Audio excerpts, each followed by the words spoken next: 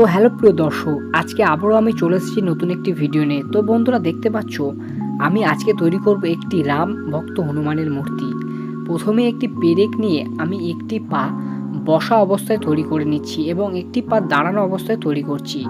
মূর্তিটি বসা অবস্থায় নমস্কার পড়ার ভঙ্গিতে তৈরি হবে। তো স্টেপ বাই স্টেপ আমি মাটি লাগানোর চেষ্টা করছি, তোমরা দেখলে অবশ্যই এটা বুঝতে পারবে।